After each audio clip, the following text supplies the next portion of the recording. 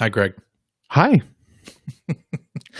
Should I do one of those countdown videos? We have countdown videos that we could do. Yes, entirely up to you. I mean, not now. We've been live for 15 exciting. seconds. We can still do it. We can still do that. Okay, here.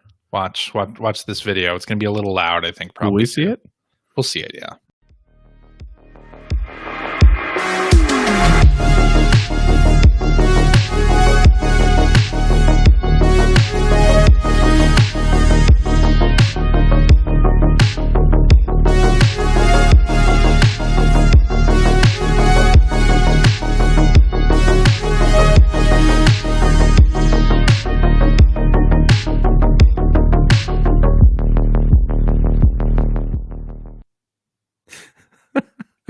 All I could see was you just laughing through that entire thing.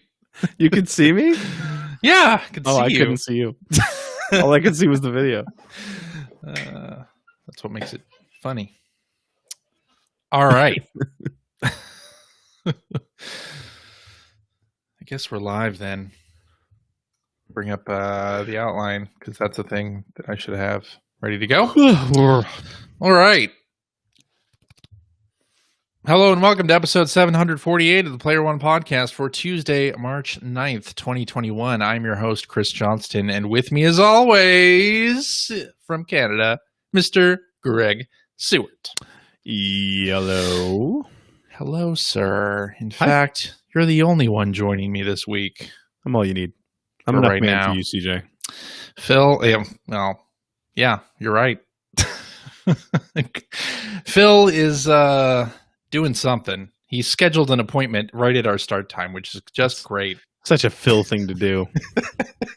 Every week, for how many years we record at the same time, he schedules an appointment for that time. It's Phil. Yeah. We're lucky he remembers our names. That's true. How's your week been, sir? It was an up and down week, let me tell you. Yeah? But it ended up. Started down, ended up. So, not bad. Starting to warm up a little bit. Snow's pretty much melted. Ooh, that's good. That's good. Yep. Yeah. Kids, all our restrictions have been lifted. Well, not all our restrictions, but the major restrictions that we were told were going to be in effect for like a month were all lifted earlier this week. So, kids can go to brownies and hockey and cheer and all that fun stuff. So now they're trying to cram those seasons into as small a space as possible. So it's like, of course, like Friday my son had a game, today he had a game, tomorrow he has a game, the next day he has a game, the next day it's a practice. And this is house league, it's recreation. So yikes. Okay. Yeah. We are, I guess, going to start back with in-school learning soon. You haven't had in-school learning? No, not the entire year. No. Wow. Here the kids have been back in school since last September. Well, you're lucky on that one. It was actually almost exactly this time last year that they shut school down here for the rest of the school year because it was their March break, which is next week for the kids. And then they just never opened the schools back up. But in September, they opened up as normal. So, what's that like? We've been pretty lucky here. Yeah, I would say so. I found out my parents got the first dose of the Pfizer shot this past week, which is great. Definitely helped me breathe a sigh of relief. Yeah, because they're both quite a bit older. Yeah, and that's very good to hear. Yeah. No, same thing. I'm waiting for sort of the older generation of my family, my mom and my aunt and everything too, my uncle and aunt and everything, just to get their needles, which I think is going to be in the next couple months here. Yeah, we kind of, I think Nova Scotia is kind of at the back of the line because our numbers are so low. I know that they redirected some of the. I seem to remember hearing this, that they redirected some of the vaccine that we had to the northern territories because the communities there are much more at risk than us. So but it seems like they're saying that everyone here in this province is going to get their needle before the end of the year. So that's good. That's good. I keep checking the Washington website here to see if I'm eligible. They ask you to like fill out the website form like every 4 weeks to see if you're eligible. I am not yet. Yeah, it's the same thing here. I can't even make an appointment. Yeah, because I'm not. I think it's like September sometime. Yeah, I'm ready. Give me the vaccine. Give me all the microchips, all the tracking, whatever. Whatever you want to put in me, I'm fine. But that Indeed. Don't clip that. Internet, no, please. Don't clip that. Anyway. Stick CJ with whatever you want.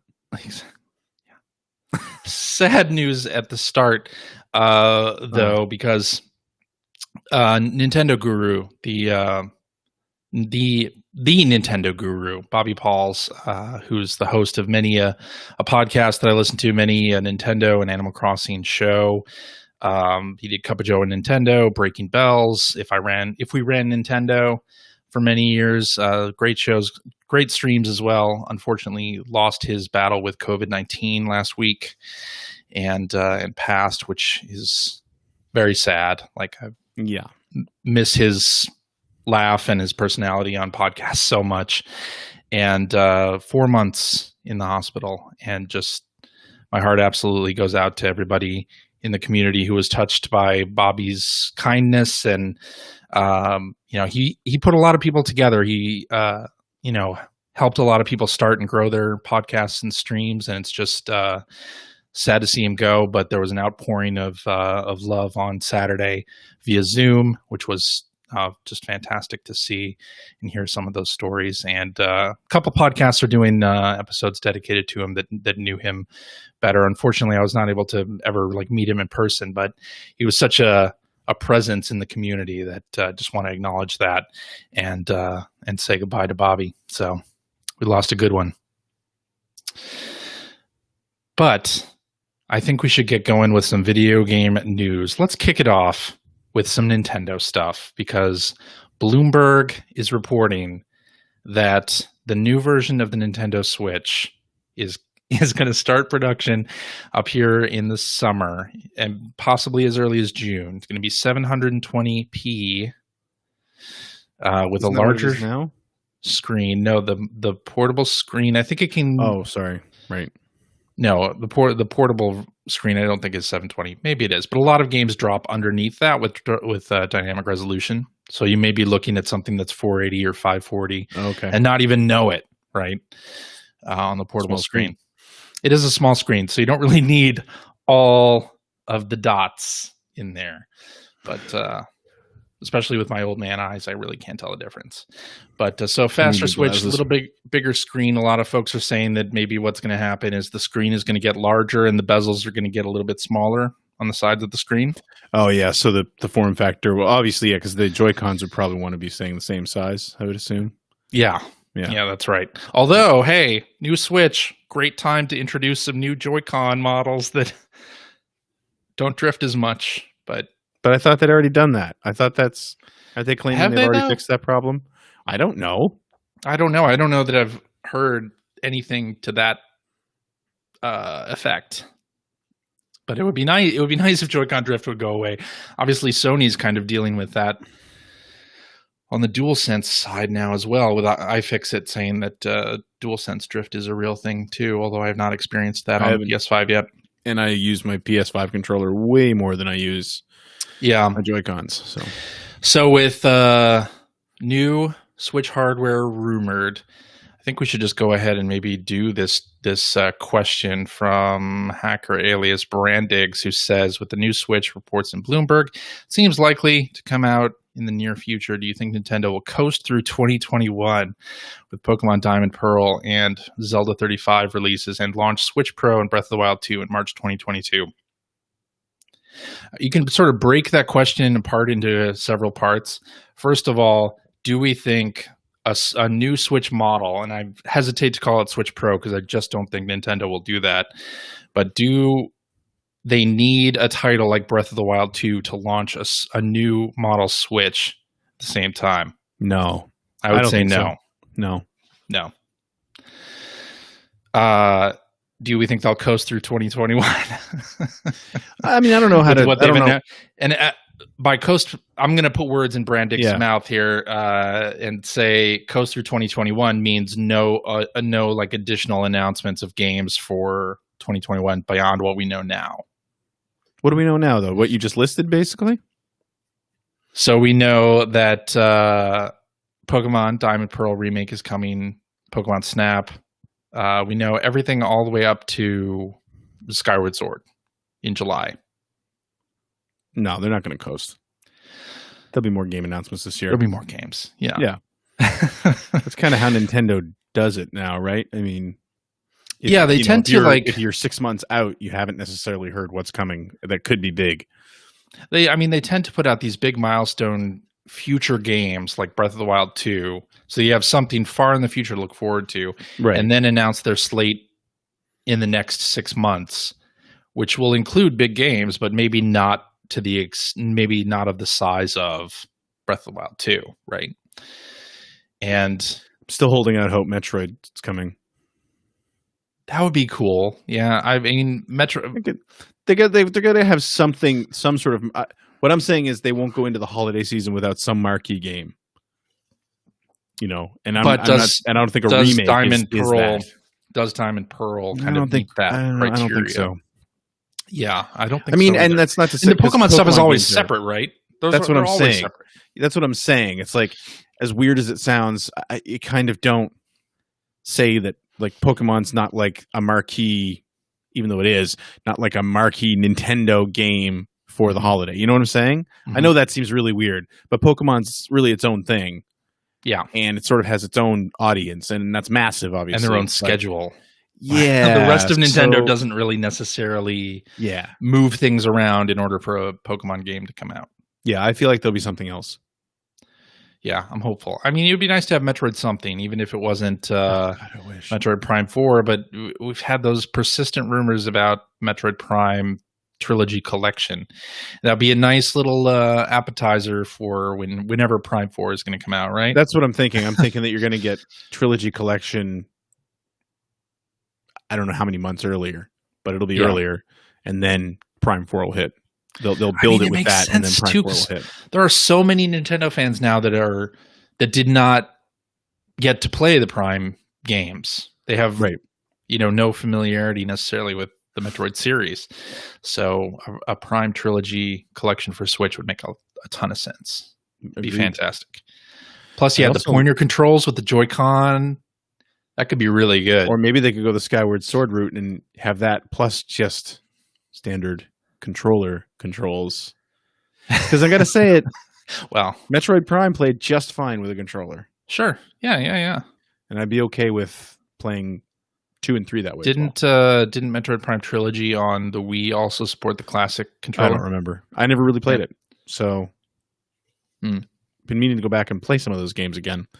But no, I've never finished any of the Metroid Prime games. Oh, Metroid Prime. The first Metroid Prime was so good. I enjoyed what I played of it, but I never finished it. For what I bounced off Echoes after a while, and I never really played Prime 3 because I was still in my I hate motion controls phase, so I just couldn't. Wait, are you still in that phase now? No, I mean I prefer not to. Yeah, if I can, but for a while there I was just completely 100% against motion controls for anything. Mm-hmm. And with Prime, I really hated first person shooters with motion controls. Just despise them. So I don't think they were accurate enough to really utilize in close quarters combat. But I think now, like the Joy-Con, I like the motion control a lot better with the Joy-Con than higher fidelity, right? It's much higher fidelity. So yeah. But I mean, I think for me anyway, one of the most important things about a new Switch whenever it comes out is I don't care if it's 720p. That's fine.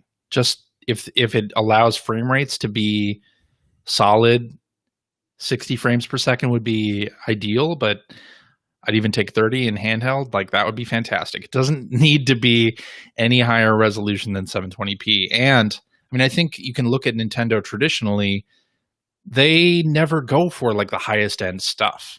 And this report is not even saying N64 anyway. This report is even saying that like they are buying a bunch of displays from Samsung. I think Samsung or LG, can't remember, that are cheap. They're buying them because there's a surplus of that display type in the market. Mm-hmm. I mean, that's what Nintendo tends to do best at, right? Like buy a bunch of cheap shit and make like great games out of it, right? So, I'd be perfectly happy with that. Perfectly happy. You'll buy one, I assume. I'll buy one anyway. Yeah, I mean, I was tempted by the better battery life Switch, but I didn't do that upgrade. Because the battery's fine for me. I've never had a problem really with that where I couldn't just plug it into power or plug it into the TV and continue playing. But I'm excited about it. Still rumor though. And if they begin production in June, it could still be holiday season before it actually hits the market. I won't be anyway. I own a Switch. You own a Switch, you're not going to buy one? No. What would push you over the top? Nothing. Like what could Nintendo do to get you to buy one? Nothing? It would have to be something that made the current one obsolete. Okay. Because I'm happy enough with the current one. Like it's weird because like with the DS and the 3DS, I was happy to upgrade with those for some reason. I guess they were probably a little cheaper than we're talking now, was one thing, but I don't really remember. Well, that's another question. If they kept it at the same price, $299, still though, does it make it more attractive? I feel like I think with the upgrades, I didn't buy every single upgrade for the DS and the 3DS, but like the original DS was awful, terrible. Yeah. The DSi was great. Yeah, and then I think I went to a new DS or whatever they were. DSXL or whatever they were called when they went really big, or was that 3DS by that time? They made a DS XL, Nintendo, right? So it was significantly bigger because I bought that. It was significantly bigger. It was significantly bigger, and then kind of with the 3DS, the same thing. I bought the launch day 3DS. Me too. And then the 3DS XL. Yeah, I got that, and then I got the new 3DS XL. Bought that too, but that one actually was a performance improvement over the old one. And I was also stupid with money back then. Now, like, I mean, I stuck with my Xbox One launch day. I stuck with my PS4 launch day. I still can't believe that you stuck with the Xbox One from launch because that was showing its age not that long after launch. But I didn't have, but the problem was I didn't have the television to take advantage of. Yeah, the upgraded game, even like loading into games is just it doesn't bother me that much. Yeah, it really doesn't. Yeah. I'm not saying I don't. I mean, I love it. Like I fire up a game on the PS5 and I can't get over how fast I'm actually into the game. You're right. Or and on the Series X. I'm just saying in general, in the new consoles, I absolutely appreciate that, but it didn't bother me enough to go out and spend another $600 or $700 on a system. Mm-hmm. You know, it just didn't. And so it's kind of like this. Like a bigger screen is a big deal on a portable system. But I mostly play my Switch on my television. So that's kind of, and honestly, the screen is pretty big now. As I'm looking at it, if it was bigger by like making the bezel smaller, that's not a significant upgrade in my mind. No? Now, if you're going to bring out a whole series of games that won't play on this one, which I don't think they would do. Which they're not going to do. They don't want to make the thing obsolete. Right, no. And I'm not saying they should. That's not me saying they should. I'm saying that's what it would take for me to spend the money on a new one. Okay. So, otherwise I'll wait for the next generation. What do you think the next generation is going to be from Nintendo? God knows. I gave up. You don't think they'll just stick with Switch for the long haul? I hope they do. Yeah. I don't try to guess what Nintendo's going to do next. Because of what you just said. Since the N64, it hasn't been about being the most powerful thing on the market with them. Yeah. And, you know, like the GameCube was sort of the beginning of that trend, but then they really went in different directions with the Wii and the Wii U and the Switch now. So I don't know. Who knows what they'll do next? Good. I'm interested. Thought. I also have no idea what they'll do next, but that's why I like being a Nintendo fan, because you don't know.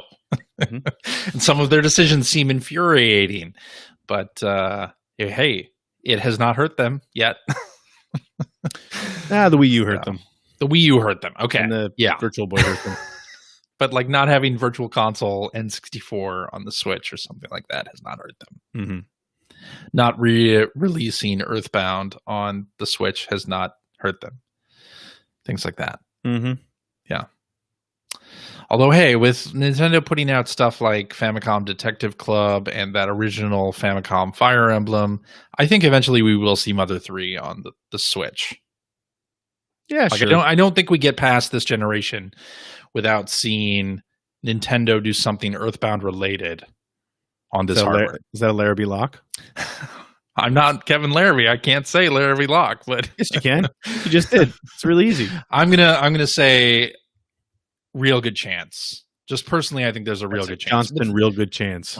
Johnston, a real good chance of. I mean, when they're putting out Famicom Detective Club and Fire Emblem, to me, like Earthbound has a big enough group of fans, especially like Smash Brothers related, that you could do it on the Switch and get a lot of people excited. And I don't even know that that's as big an issue, because I mean, look at I can't imagine the Fire Emblem fan base is nearly as big as the Smash Brothers fan base. No, but but I think the Fire Emblem fan base exists in part because of Smash Brothers. No, but that's what I'm getting at. So I'm saying that doesn't necessarily need to be the reason, though. And the same thing with Detective Club.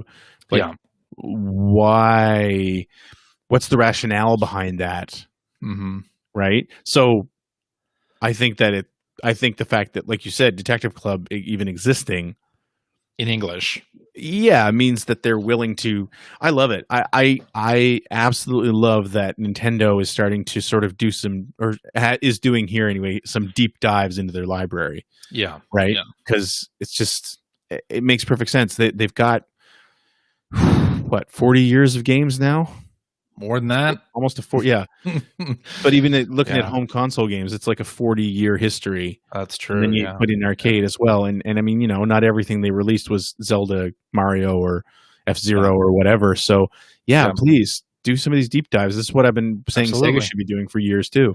Yeah, you've got two companies there that have, and not just those two, but there's a bunch of old Japanese companies, especially, that just have these massive back catalogs with gems in them that a lot of people haven't played a million times over. And, if you can justify getting that out there, do it. Hell yeah. I don't think they're going to call it Super Nintendo Switch. No. They'll call it New Switch, or they just won't even put a name on it. It'll just be the Nintendo Switch. New model. Call it New Switch. NU Switch. Yeah. XL. New Switch XL. So we got a bunch of announcements relating to PSVR. And so excited about these that I didn't watch any of them. I didn't either. Oh, I watched a Song in the Smoke, which is 17-bit games survival title in VR, which looks great. Art by what's his name, Katsuya Terada. Sure, probably butchering that, but he's done a lot of game art in the past. For like, I remember an image done by him of Ganondorf that was super striking, even back in the N64 days. So he's done a lot of game stuff, and the trailer for this looks great. It was the only one I watched of the group, but I like the way that they structured this sort of day of announcements. They had like 6 different announcements the entire day, and they announced something like every hour.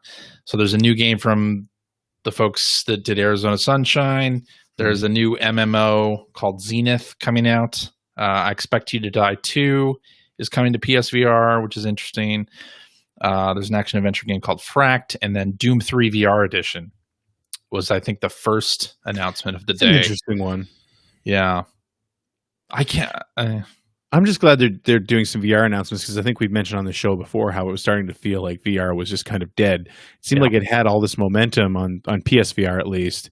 Mm-hmm. And then when PS5 came out, because it's not really a PS5 product, it seemed to kind of just grind to a halt. And I think it makes perfect sense that they did this whole thing where they did like 6 game announcements in one day. It's like, let's package them up rather than make it seem like it's just trickling through, like doing it in State of Play or something like that didn't make any sense. No, wouldn't have. I mean, none of those games would have gotten much ink or notice from anybody if they had been put in state of play. Right. But also, I think it's going to be interesting when PSVR comes out for PS5. You'll have this huge library of games, and hopefully a lot of developers will adjust whatever they need to adjust to make them run well on PS5, right?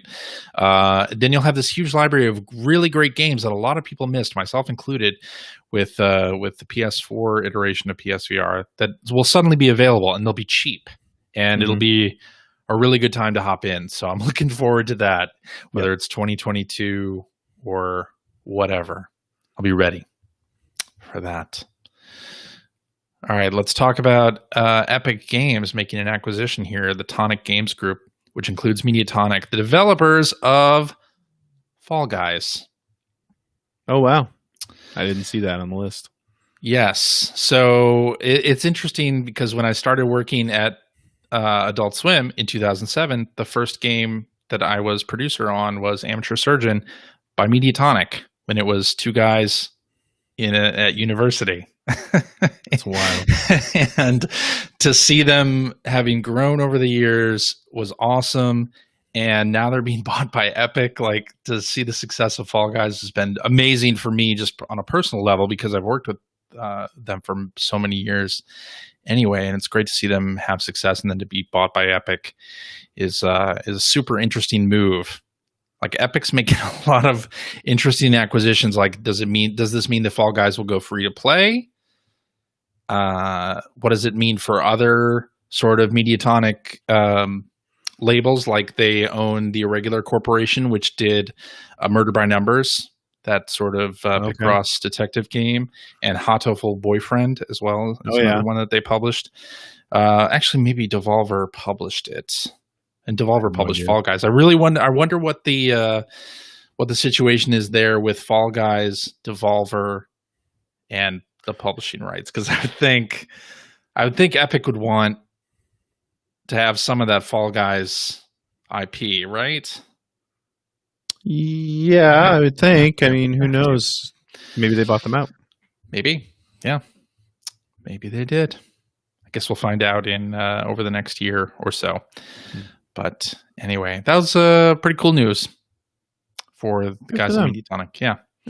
And then thought maybe it's a light news week a little bit. So thought we should talk about Conker's Bad Fur Day, which turned 20 years old. Oh my God. Last week. I still remember going to E3. Nintendo had a bar set up inside of their booth. They were checking IDs when you went in. And I still have a pint glass, Conker's Bad Fur Day. I got a beer in Nintendo's booth. And it was such a weird thing to be at E3 in Nintendo's booth and having a beer and watching this like ridiculously crazy platformer play out, like trailers for it play out on the screen. They really rode that wave. And I mean, rightfully so, when Conker, because I remember Conker being around for so long as just another cutesy, rare platform. It was just going to ape Mario again. And they even had demos for it at E3. Yeah. I think I played one of the Conker, the 12 Tales demos. Yeah, and I still remember Pocket Tales coming out. Yeah, and there's which was still in sort of the same cutesy universe. Apparently that game's not that bad. I've never played it, but... yeah, it was such a weird game for it. It just hung around for so long. Wait, you've never played what? Pocket Tales. Oh, and Pocket Tales. No, I've not either. I thought Bad Fur Day. Yeah. But I mean, you know, I don't know. It was such a smart move to be associated with Nintendo of all companies, and then to release something like that. Well, it was also self-published by Rare. Like, that's what I mean. But I mean, that was just it's very clear. Self-published by Rare. Like, come on. They were basically Nintendo second party. Oh, that's true. So, I think the game they released before that was Donkey Kong 64, wasn't it? Or Perfect Dark. Or Perfect Dark. Yeah. Either way. So, yeah. I really liked that game a lot. It's hard to play, especially if you go back and play the N64 game. It's hard to play in the way a lot of N64 games were with the single analog stick nowadays. But it also... Yeah, it struggled on that system. I remember the frame rate being terrible in some spots. Yeah. But I really enjoyed it. It's so stupid. It is. And like offensive in a hilarious way. Yeah. Yeah. I can't believe it's 20 years old. God. 20. And then also this past week, the ROM for Dinosaur Planet on the N64 leaked too. And Digital Foundry has a video where they play through some of it. And it's interesting to watch for sure, because apparently there was a transition point where Fox McCloud was put into the N64 version of the game before they transitioned over to GameCube. So for anyone who doesn't know, Dinosaur Planet was the N64 game that eventually was released as Star Fox Adventure on the GameCube.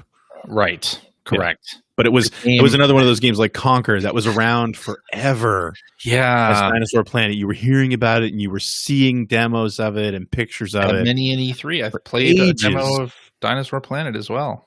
Yeah. And then I hated that game when it came out on GameCube. Just really absolutely bad. Just did not like it. I think we did a review video that's on our YouTube channel somewhere when we were doing. That was a good idea. We should do more of those. That was a good idea. We should do more of those. Where I played through some Star Fox Adventures. Was it me who played it, or yes? Because you were the one who reviewed it. I never reviewed Star Fox Adventures. Okay, yeah. But even like going to the shop in game is like you go through the door, climb down a ladder, run 5 feet, jump up. I knew you were going to bring that up because that's my memory of the review was you bitching endlessly about the fact that you had to climb up 3 steps. You can just walk up there, like climb up them, walk across sort of a terrace, and then go back down to get into the shop. And then the same thing to get back out again. Oh, right. You had to climb down a ladder, run 5 feet, jump up, and then like go through like a long hallway to get to the shop. And it's like, why? No loading. No loading. Exactly. It's to mask the load time of the shop. And you start thinking about those things in some older games and you're like, why did they design it this way? Oh, to mask the loading. Yeah. But it's so egregious in Star Fox Adventures. Creating all these choke points that remind you of like when you were a kid at the like tennis court or something near your school where you'd have that, or the field where you'd have that weird little fence gate that like you had to go in through this and that way and then turn around and come back the other way. And it was all like only a single person could fit through at a time. That felt very video game when streaming worlds was becoming a thing. Yeah. We had a lot of that. Yeah. A lot of that type of thing. Alrighty. Well, I think we should get into what you've been playing. Okay. What do you think about that? I think that we were gonna get here eventually. We were. All right. So I've been playing a couple of things. Most notably, this game on the Switch. I think it's for other platforms as well, but it's called Mail Mole. MAILMOLE. He's like a postman mole. And it's a 3D platformer that takes a lot of design cues from games like Super Mario 3D World and New Super Lucky's Tale as well. So you play this mole and you're, oh, look, Phil's here.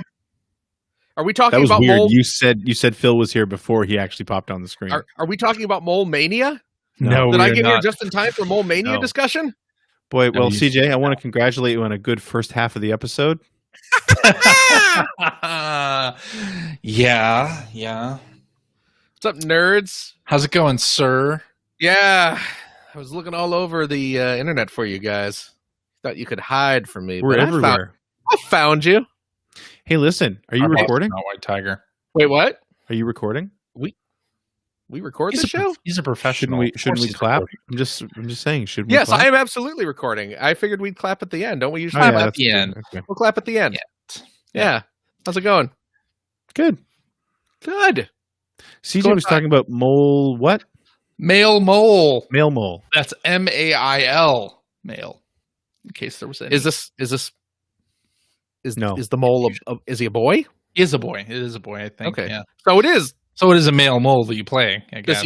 Does he deliver the mail? He does. Okay. Works on so many levels. It's a platformer that takes design cues from Mario 3D World and New Super Lucky's Tale, but you're a mole, so you're like your traversal is in the ground, and you can hold down the Y button through my basement. and or move faster, or dig faster anyway. And then you jump out of the ground. You can do butt stomps and things like that. Gross. And it's interesting. Like you collect carrots as power ups.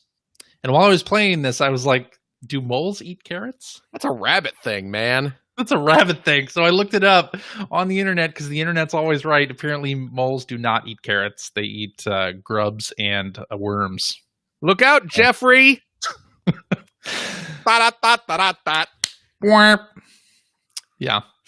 But anyway, then you play a postman, which really the only thing I can tell just from the design of this game is at the end part of the level, you end up delivering. You put something in a mailbox, and that's the end of the level. That's like the flagpole sort of thing. Well, I mean, he's a mailman. Yeah, I guess so. And then he's a mail mole. The story, at least at the beginning, is that there's some upcoming like fall harvest fest that can't go on because the power has been knocked out, and you have to restore power to the town. Okay. So there's not anything that a mailman would be normally involved in happening. CJ? Yeah. I'm gonna talk to Greg for just a second here. Greg? Is this actually a real game, or is this just like, is he pitching something? I stopped paying attention a while ago. It's a real game. What is this? What is this for? What is this for? It's for the Switch and platforms too. It's called Mail Mole. Mail Mole. 60 frames per second 3D platformer. We now just refer to games as being this what their frame rate is. Oh, my goodness! Right? I see Jeff Grubb is in our chat. He's heard your joke. Yeah, I know. Impressed. Jeff, if it makes you feel any better, nobody's impressed when they hear Phil's jokes. No. If it makes you feel any better, my last name is Theobald, and I have this hairline, and I've had this hairline since like high school. So, I think you've made him feel better. I know where you're coming from. Good. Yeah.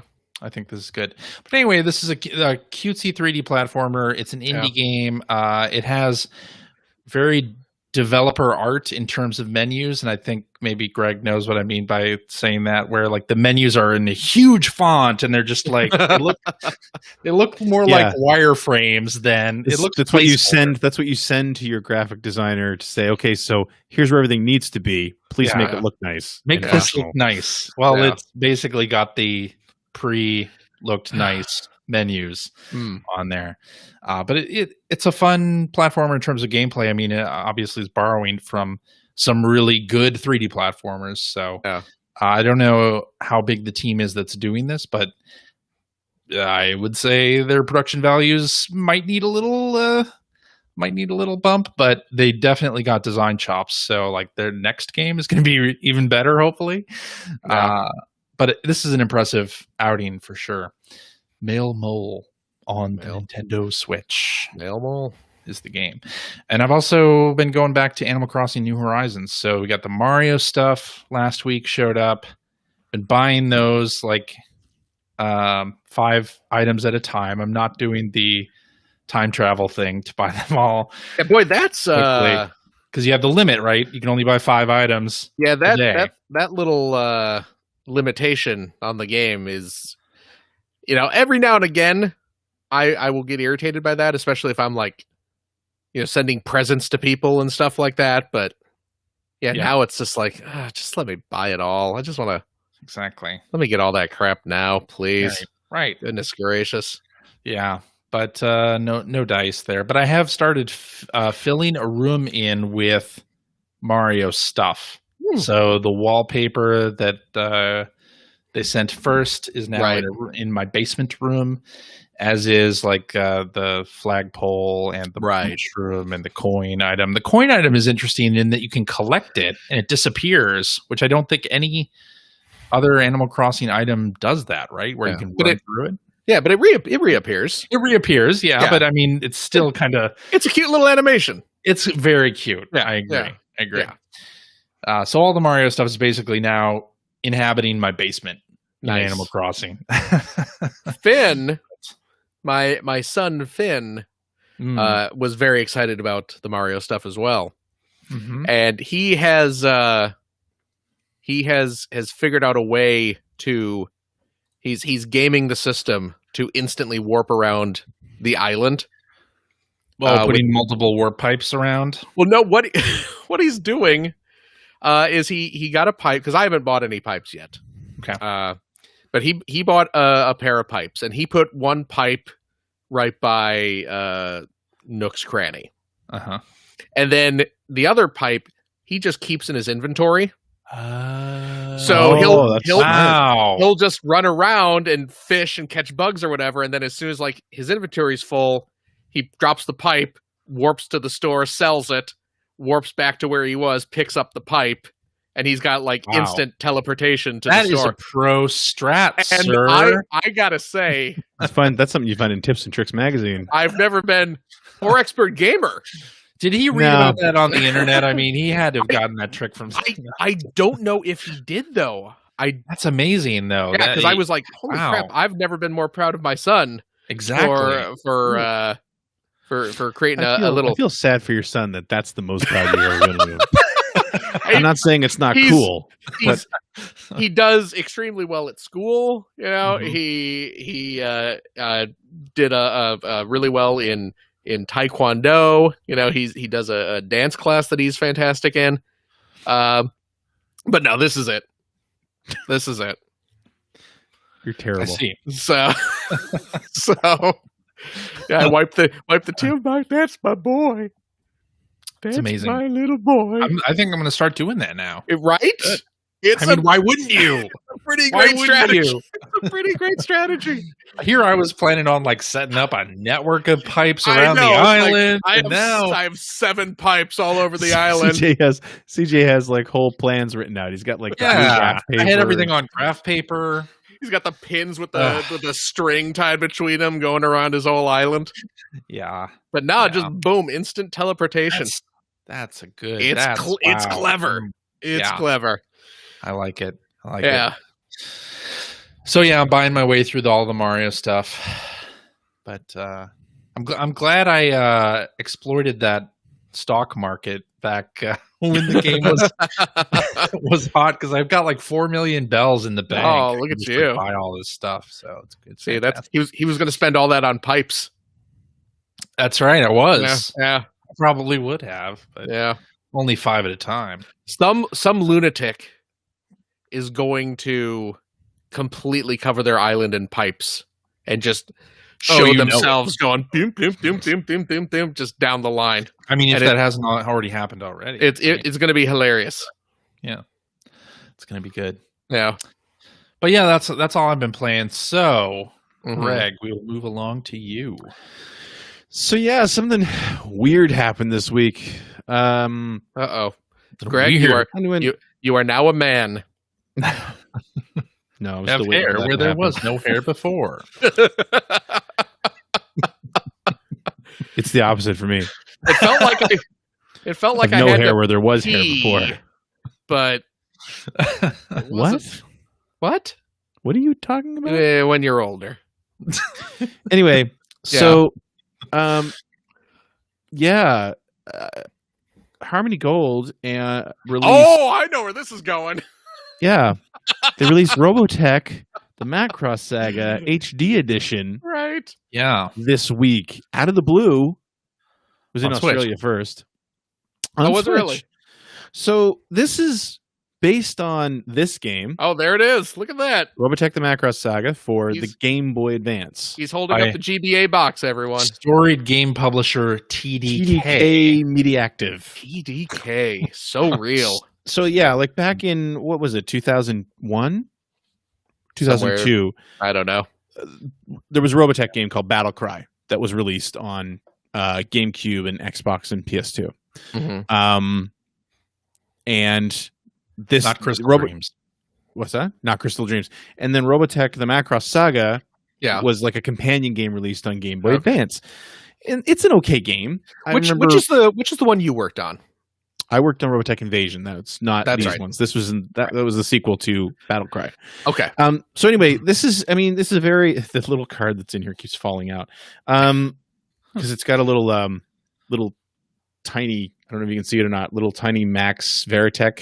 Oh yeah. Metalloid figure in there. It's still in there. Look at that box art. That's such a Transformers ripoff. That's Jetfire. Well, what a so was the scam. toy. What a scam. Nice. I get it. Thank you. Took me a second, but I get it. Anyway, so this was it's just there's nothing special about it. It's right. just a side-scrolling shooter that's okay. Yeah. With a couple of terrible overhead levels, but you kind of, I played through it because it's Robotech and I'm a big Robotech fan. Right. Yeah. Weirdly enough, and I'm guessing this has to do with the 35th anniversary of Robotech this past week. I think it was the 35th anniversary of Robotech being released this past week. They remade this for the Switch in HD, which is to say that all the robots and enemies are 3D models. Oh, very really? Very low poly 3D models. And I'll got to be honest, not very good 3D models. Oh, wow. And then the entire background, all the backgrounds in the game have been redrawn because this is very pixely. It's a Game Boy Advance game, but it was not a particularly high-res Game Boy Advance game. I thought it looked good on Game Boy Advance. It looked okay. Fine. Anyway, completely redrawn. And yeah, and they shoved it out the door, and it's literally... it's not a frame for frame remake of this, but it's pretty close. So it was like $16 Canadian, so probably $10 US. So I had to download it and give it a shot. Right. And I'll tell you what happened. So I turned it on. I'm playing it. It scrolls. The first level scrolls so slow. Oh, really? And I think it's because the original game was very slow as well, but I think it was because you were playing on a Game Boy Advance screen. Yeah. Right. So you didn't want it to move too fast anyway. But they didn't speed it up. It scrolls super slow, and it takes a long time. It's like Phil telling a story. The first level just takes forever. Right? But it's always worth it. No. So what I did was, okay, I've tried this. There was my $16 and I turned it off. But then I was thinking, it might be kind of fun because I love Robotech, for an upcoming stream to play the original Game Boy game, and stream that, and then stream the HD remake. So I pulled out the old Retron 5 and plugged in the Game Boy Advance game and played that, and it was exactly the same game. But I finished the first level, and that's when I remembered that the hook with this game is that you have different stats. You have you can choose from 5 pilots: Miriam, Max, Ben, Roy, and Rick. And they all have different speed and power and missiles and all that sort of thing. But you earn experience points during each level, and at the end of the level, you get to spend those to upgrade these abilities, which is permanent from session to session. Okay. So I was playing it, and I played through 2 levels, and it's like, oh, I remember why I didn't hate this game. Now it wasn't just because it was Robotech. It was because it's like, okay, so if I survive that first level, I'm actually getting better and better. So I dig that. I'm a big fan of that. So then I fired up HD edition again, and I haven't finished it, but I've gotten awfully darn close. It's only 9 levels long, I think. Okay. But it's for $16, I guess it's okay. I think one of the things that's funny is that when I worked on Robotech Invasion, we weren't allowed to. Our soundtrack was written by Jesper Kidd, which was awesome because he's amazing. He does great work. He does all the Hitman. I don't know if he still does the Hitman games, but his claim to fame at that time was doing the Hitman soundtrack. Assassin's Creed too, right? Is it? Okay, well there you go. I mean, he's done a lot, but at that time, his claim to fame was Hitman, I think. Anyway, because we weren't allowed to use the original soundtrack from Robotech. Right. And I believe in Battlecry they used some of it, but it was rewritten. In the Game Boy game, they were just using chiptunes versions of, if anyone's watched Robotech, and any other cartoon, obviously, especially from back then, you have your Batman animated series where it's fully scored, which is amazing, but that wasn't normal for a cartoon show for the most part. Right. And for something like Robotech, they had a dozen different tunes that would loop, and they were fairly short, sort of stinger kind of tunes. And then, of course, you had all Min-May songs. What they've done in the HD edition of the Macross Saga is actually they've got the music straight from the show playing in every level, which is like a blessing and a curse for somebody like me who's so into the show and has so many fond memories of that music and can hum every tune. It's great that you're hearing exactly that music. But the problem is that these levels are extremely long, and that music was never meant to fill that length of time. So it's constantly ending and looping back again, and it's not made to loop. It's just not made to loop like that. Mm-hmm. So you're getting these 30 to 60 second bits of music that come to an actual conclusion and then start again over and over and over and over. So It's so you kind of have that nostalgic sort of feeling about it, but at the same time it's like, wow, I'm hearing this a lot. I will say though, when you get to every level, unlike Battle Cry, every level in this game is actually based on an episode from one of the battles from different episodes of the actual Macross Saga in Robotech. So the tuna head as an enemy? No, because that wasn't a battle. But you have the battle over Macross Island, and then you have the battle in the Rings of Saturn, and you have the battle over Ontario when they decided to blow up Ontario in the show. Sure. Which, as a Canadian, I thought was amazing. But then, of course, you have that final, I think it's Force of Arms was the name of the episode, where you have the giant battle over Earth when the Zentradi Armada, millions of ships show up to possibly destroy Earth. Spoiler warning. And in the show, because music plays such a big part, in the show, during that battle, Min-Mei is singing the whole time. And in the HD edition, during that level, Min-Mei is singing that song the whole time. It's the song with the lyrics and everything, which, say what you will about the songs from that show, they're mostly pretty terrible. Yeah. That song, because I think that's the only time it plays really in the series, sends shivers down my spine because that episode was amazing. It was some of the most amazing stuff I'd ever seen on television, animated on television up to that point. Quality of animation is really high in that episode. The battle is awesome. Everything that's happening is just and her singing along with all of it was just whoa, it was incredible. So that's a massive high point for the HD edition as well. There are a lot of low points too. But anyway, $16, well spent. When I first played it, I figured it was well spent in an ironic way. Yeah. I'm really enjoying it. I'm really enjoying it. Good. It's not going to make you a fan. If you're not a fan of the show, probably not even worth trying. It is $10 in the US, by the way. Yeah. I mean, if you want to spend the $10, it's not a lot of money to spend. But again, if you're not already a fan of the show, it's probably not worth trying. Like I said, it's not an amazing shooter. The backgrounds are nice.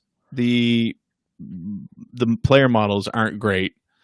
And the music loops like crazy. But if you are a fan and you've got nostalgia for that show, this will scratch that itch for $10.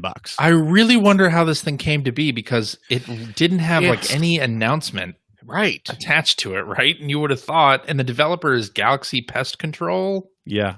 Who's that? And then the publisher is GPC Games, which I imagine is the same. It's like the developer self-publishing. Oh, what is GPC Games and what have they done? And a Google search shows nothing. Not much. So, Greg? No. Tell me if you remember this. I believe this is the same game. Not the HD version, but I believe the original GBA version a few years ago. And by a few, I mean sometime in the last 18 years. Yeah. Well, it's maybe 3 or 4, if that. There was the Hotel Transylvania 2 game. Jesus. Well, there you go. There was on their webpage. There was a Kickstarter for new Coleco tabletop arcade games. Yes, this is the one that was on there. This is the one. Okay. Yep. Yeah. The GBA, that was a GBA ROM. Right. So yes. I wanted to buy one of those and I kind of missed my shot. So, right. Yeah. I don't even want to bother looking them up at this point. They did Qbert rebooted. Oh, jeez. Yeah. Yes, that is the same one. You're right. I've forgotten about that. Okay. Yeah, because whatever, I don't know who licensed it. I mean, does Coleco even exist anymore? No. Yeah. So someone licensed back in the 80s, Coleco, makers of... Is it Colorado Leather Company, or... Is that what it was? Yeah, Coleco is... Something like that. Yeah. Yeah. Yeah, obviously ColecoVision. I think they were... Did they put out the Cabbage Patch Kids? Yes. Yeah, yeah. They were the Cabbage Patch Kids people back in the 80s as well. But they put out a line of little tabletop arcade games. Sorry, Connecticut Leather Company. Connecticut. Okay. Coleco's a portmanteau of Connecticut Leather Company. There it is. And, the old Coleco, they were like little LCD games. Yeah, and there was like Pac-Man and Donkey Kong and licensed. Yeah, but they were all kind of crappy LCD. ColecoVision was great, but yeah. But I mean, those tabletop those games were fun though. I played a lot of those. Oh yeah, I have a couple. Everybody I knew had one of those things. Yeah, I had a couple of the Game & Watch. I still have my old Game & Watch tabletops, but I never had the Coleco ones. But friends did, so you'd go and you'd play little tabletop Donkey Kong or whatever, and it was great. But yeah, a few years ago, there was a Kickstarter for modern versions of them, and one of them was the Robotech one with the GBA ROM in there. Yeah. The other one was Rainbow Bright, which was like a new game. Like it wasn't, there wasn't some existing Rainbow Bright game that they put in there. It looked kind of like someone programmed an NES Rainbow Bright game, and they, as far as I know, the only way you can play it is in this little Kickstarter tabletop thing. I wonder.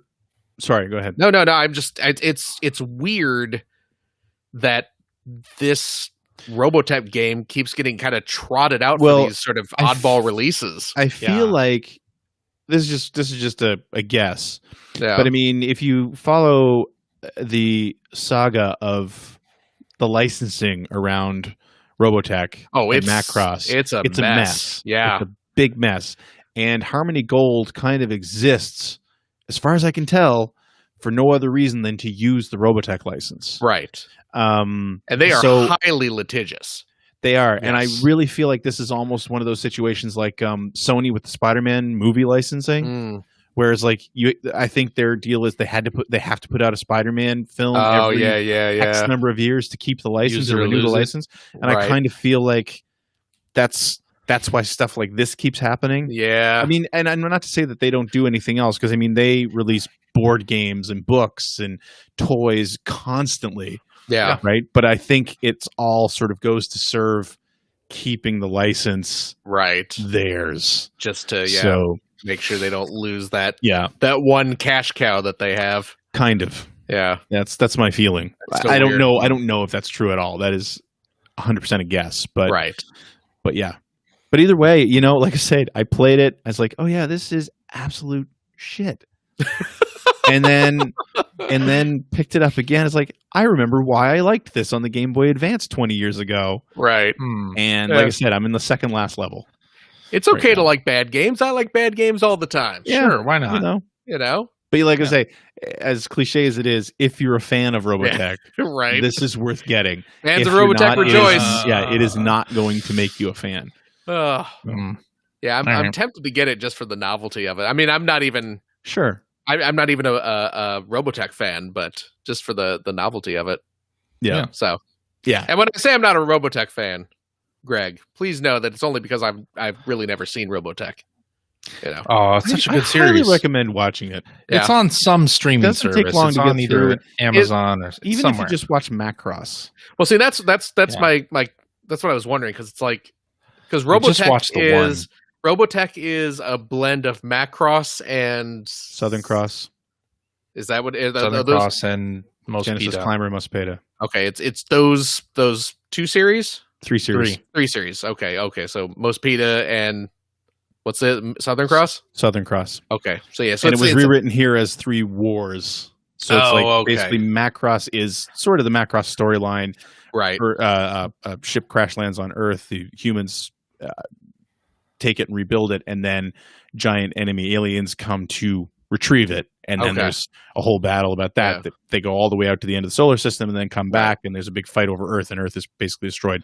Right. Southern Cross is in the Robotech version, which is called the Masters instead of Southern Cross, it stars Dana Sterling, who's Max and Miria's daughter from the First War, and the Robotech Masters, who were the ones who sent the Zentradi in the First War, based on this storyline.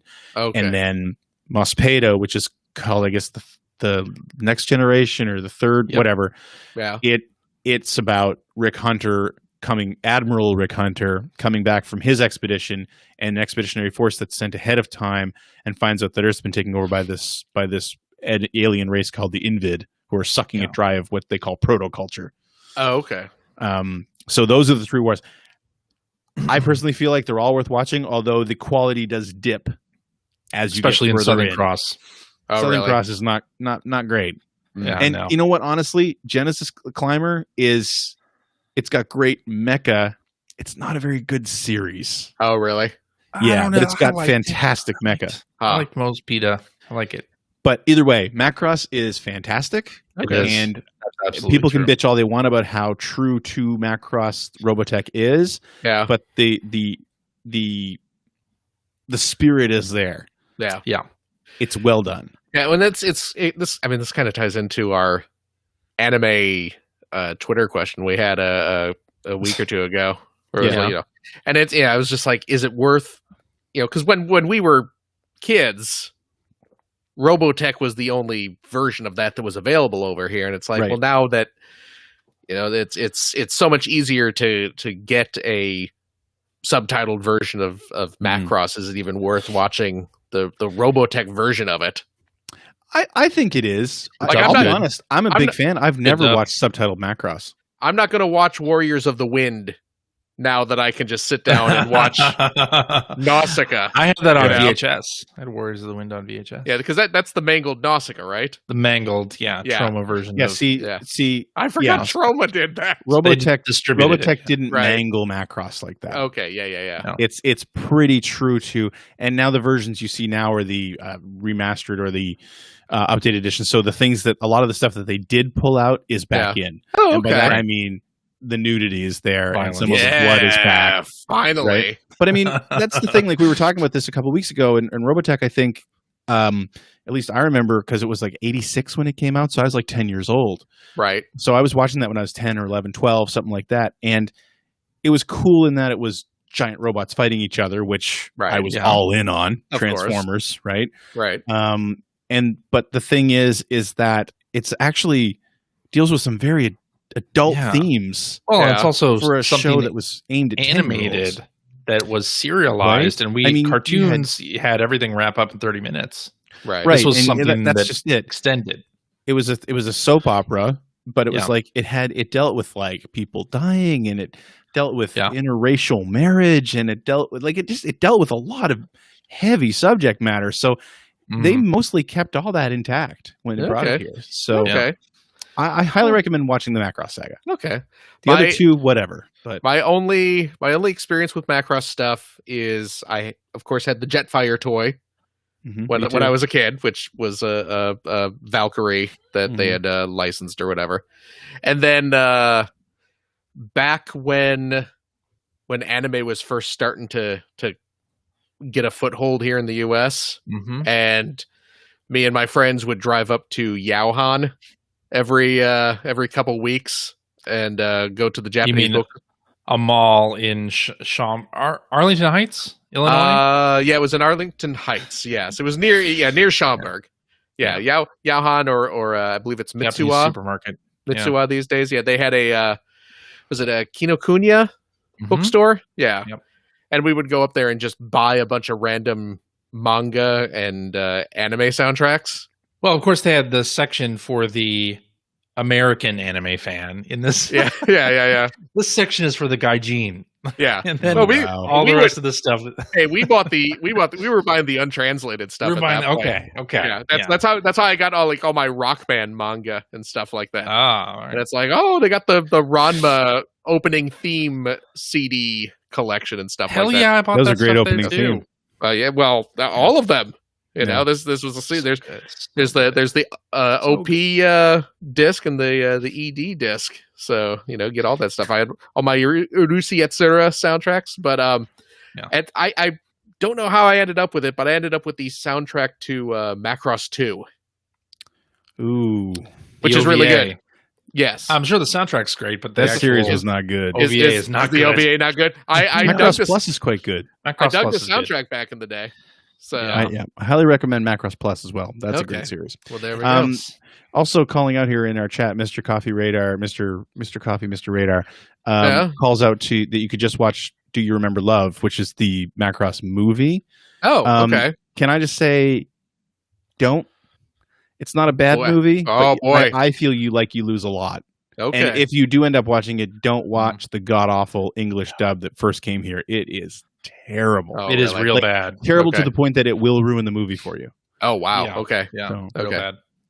It's like the time I watched because going back to Urushi Yatsura, which I adore. I love one of my favorite anime series, an old Rumiko Takahashi early 80s series. You've seen the character somewhere. Slaps, yeah, it's Lum, the green-haired girl in the tiger stripe bikini. Yeah. It's a slapstick show, very funny stuff. Animego attempted to dub it because they were releasing it subtitled. They attempted to dub it back in the late 90s or whatever. Yeah. And I watched the first episode dubbed, and it was that's all they ever did. I think they did the first two because they released a video cassette that had the first two episodes. Yeah, you're right.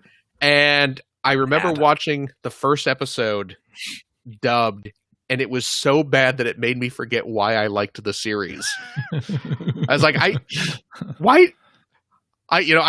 I own 10 VHS tapes of this subtitled. Why did I like this show? This is terrible. And I had to go back and rewatch it with subtitles to remind myself, oh no, wait, this is actually pretty funny when it's not being mangled by terrible voice Later acting. on, Animego did a lot better dubs. Oh, of course. But they certainly did not do well with that one. No, that was a bad. And I'm not a dubs or bad guy. Me neither. I actually I watched Ranma dubbed and quite enjoyed it. Same here. Pretty good. Yeah. Quite enjoyed the Ranma dub. We met the Ranma voice actor. Oh yeah, actors. that's right. We have a picture of us with he was Inuyasha too, right? He was Inuyasha as well. Yeah. Which is great. Yeah. Oh yeah, because that was when we went to that anime con, and it was right when they were wrapping up the Ranma series. They were wrapping up the dubs. Yeah, they were done with the dubs. Yeah, they had a party at the House of Blues. That's right. Disney. That's right. So whatever. So Disney weird. City Walk, something like that. Universal. I don't know. It was some Disney's thing. Was it Universal? Was it a Disney's? Okay. Yeah. That was great fun. Anyway, you're listening to Player One Podcast, the number one anime podcast. Oh my god! All right, I kind of regret this. Phil, anyway. Yeah. Are we done with your? Yeah, we're done. Playing there? Yeah. Okay, Phil, go for it, sir. Let me tell you about Oh My Goddess. That was a good show. It was a good show. If you want to start talking about Tetris 99, I forgot to mention that in my What You've Been Playing. I did play Tetris 99 because there's that Super Mario 3D World Bowser's Fury tournament thing going on. Bowser's Fury theme to unlock in Tetris 99 right now. Which I did successfully unlock, and my highest position was number 4 in any of those. I never got close after Chat. Lord Mega Arm is in chat. Telling me about the Urushi Yatsura movies being on Crunchyroll, as though I don't own the DVDs and Laserdisc versions. So you still have a Laserdisc player? I do. I don't have a Laserdisc player anymore, but I do still have the Urushi Yatsura Laserdisc. I did not dump those when I dumped my player. But I did dive back into Tetris 99 because I gotta get the new skin, get the new Bowser Fury skin. Yeah. Needed that, which I did get today. Highest, I think I saw you on Twitter, CJ, saying you got the highest rank was 4th. 4, yeah. In this, very good. I think that's the 4th is the highest I've ever been able to get in Tetris 99. I think I got 11th once. Really? I don't know if I ever got number. I think I've gotten higher than 4 before, really? But yeah, 4 is the highest I've ever gotten. The highest I got during this run was 6th. Oh, okay. Yeah. Once I was playing it a little yesterday. Finn was watching me play, cheering me on, and boy, something happened, and I ended up getting 97th. Oh, it's just like I hate when that happens when you have a really bad round. Like people send. It was like you. like everyone. I swear, like everyone's garbage blocks came to me. Yeah, and I was knocked out immediately. And I ended clearly up. You were a threat. Well, obviously that happened to me too. I mean, Johnny Sixth Place over here is gonna do some damage if he's not taken care of. So, but yes, I did get my Bowser's Fury skin, which is great, and I will point this out as I point out every time there's a Tetris 99 tournament with new skins. Mm-hmm. There's no point in having new skins because the best skin in the game was given away in the very first one, which is of course the Game Boy one. Yep. So there we go. Super Mario Brothers one is pretty cool too. Yeah, there's some cool ones, but I mean, it's no Game Boy skin, no. There's a lot of great, pretty much all of these, Nintendo themed skins have been great. Actually, the Bowser's Fury one is really cool, and it is. Holy cow! Talk about giving me a greater appreciation for that game's music. Because you have that, like the what's Giant Bowser called? Fury Bowser. Yeah. Fury Bowser, yeah. They have Furry like the Bowser. Furry Bowser. They have his theme playing through your whole Tetris match, and it's an awesome theme, and it goes surprisingly well with heated Tetris matches. Which, by the way, to go on a tangent here for a second, I've been watching streams of people trying to speedrun Bowser's Fury. Oh yeah, and right now it's the race to sub 30 minutes. And now get 50 shines. Get 50, okay. 50. Okay. But watching it, there's some stuff that I didn't even realize you could do. Yeah. Like what? And like send Bowser Jr. off to get the little cat tokens, like way in the distance. Really? Like you just see them way in the distance. I didn't know that. People are like tapping the ZR to send Bowser Jr. over to get them. You can do that. Crazy. You can do it. Yeah. Okay. That probably would have made the game a lot easier. They are so fast. I'm so impressed just by speedrunners in general. But yeah, like with all the stuff they're trying to do to get sub 30 is crazy. Anyway. Okay. Yeah. Oh, did you guys when at the top of the show, did you mention why I wasn't here? No. Oh, okay. So everyone just thought I was lazy, or just we said you made an appointment for the exact time that the show started. It's true. We're looking for a house. We're trying to get a house. We're going to be moving in the next few months. Yeah. So we're going to be moving into a new house. So nice. we had an appointment to go look at a house, and it was very nice. It was a very nice house. Yeah. So turns out they wanted money for it though. That's cool. That's what they say, but there's always negotiation. You can haggle a bit. How many Game Boy cartridges will this take? Well, I see. The thing is, Dana's still over there, and eventually, the guy who owns the place is going to have to leave. So it's just gonna be squatters' rights. We're hoping for squatters' rights. Yeah. So there's that's a plan. Now we play the waiting game. We'll see what happens. It's a battle of the wills. So, it's gonna be nice though. I'm gonna get a little video game office room, a cave, a podcasting room, a little basically. Yes, I'm gonna have a little podcasting room. So we'll see what happens. All right, it'll be nice. That'll be the filthiest room in the house. Oh, I am neat and tidy. CJ's lived with me. He knows. That's true. Yeah, I can agree with that. I'm a tidy fellow. I can agree with that. I'm the one that's not tidy. Yeah, we were the original odd couple, CJ and I. I was the Jack Lemmon. I feel like Ethan and Seabake would have been. Oh, that's true. Yeah, that is the original odd couple. You're right. Yeah. Was Jack Lemmon? Was he the? Because it was Jack Lemmon and Walter Matthau, right? In the movie, not the TV show, right? I think so. Yeah. I really don't care. Let's move on. It was Tony Randall and Jack Klugman in the TV series. Anyway, I played a little. Greg, did you end up breaking down and getting Ghosts and Goblins yet? I didn't. So when I went on to buy Macross Saga, I was like, I'm going to grab Ghosts and Goblins as well. But it was still $40 Canadian. Oh, really? It was a little higher than I'm willing to be that for a while. Yeah. Are you just going to hold off for a sale? Yeah. I don't Besides blame which, Besides which, I had to order some Replicades this week too. So, oh yeah, that's right. The 4243 Replicade went up for order. Yep. Nice. Now here's what I'm wondering. Someone, I think like last week, I saw there was someone sent in a tweet asking why did Phil pay all that money to get that Capcom arcade collection on Switch? Mm-hmm. And it's like, Greg's over here like paying $100 for like one game because you're going all in on these Replicades. Pretty much. Which I don't blame you for. They're beautiful. They're great.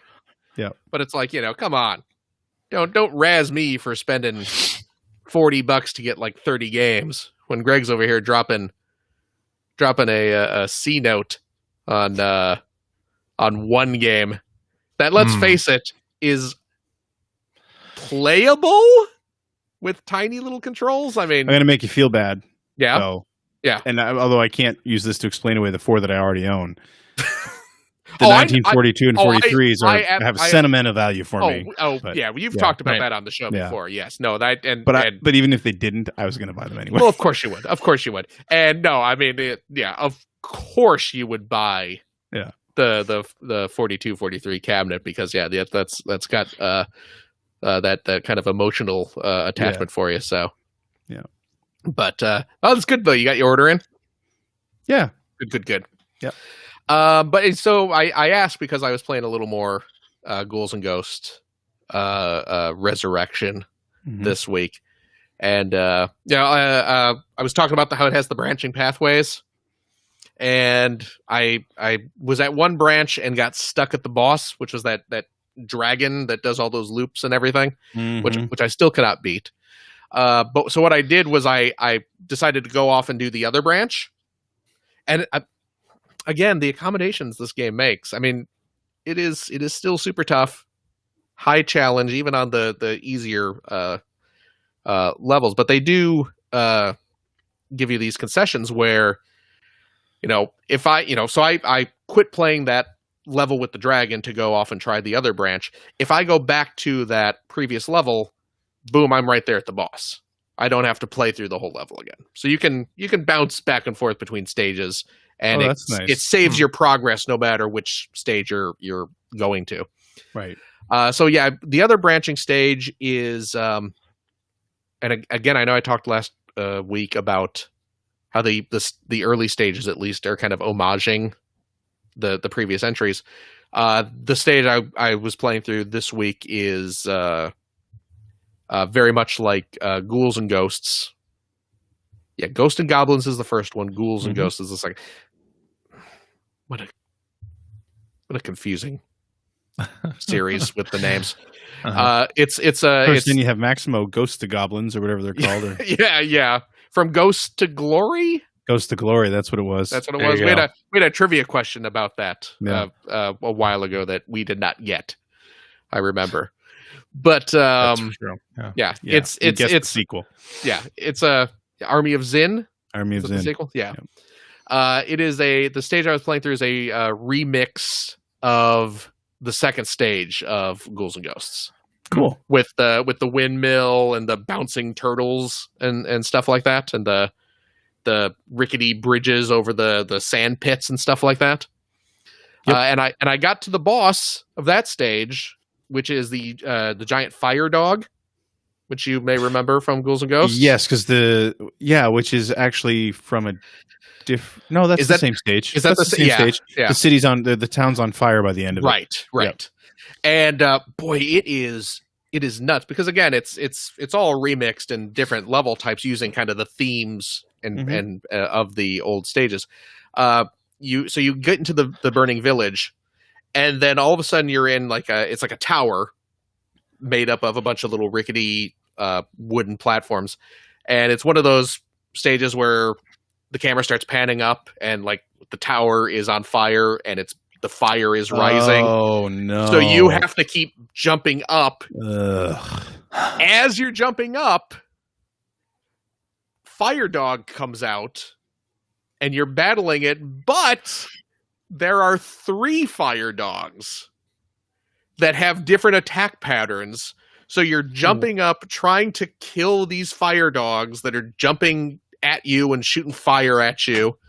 And then when you finally reach the top, the safe zone, because the fire's not rising any further, the 3 fire dogs that you have defeated at this point come back out and then merge into Fire Cerberus. The giant one, yes, and it is the Fire Cerberus because he's got the 3 heads, and then you got to fight him. And I have not been able to defeat the presumably final form.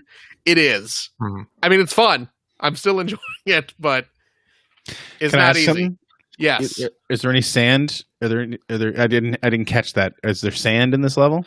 Yes. Are there any antlions? Yes, there absolutely are. Yes, that's sort of a running joke on my Twitch channel, because I don't know what it is, but if you have a Japanese game that has a sand level, antlions. Got to have those antlions.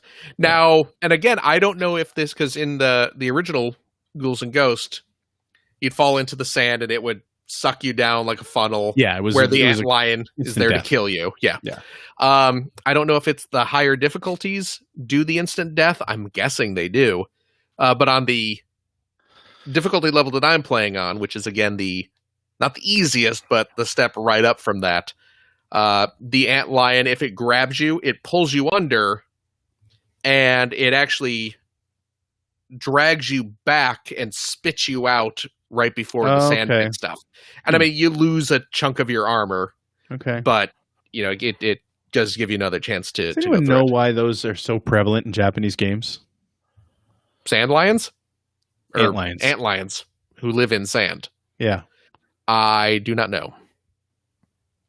I don't know. I've always been curious about that, just because it seems to be something you come across all the time. Right. Are those? Maybe there a lot of antlions in Japan? Do antlions live in Japan? I assume that.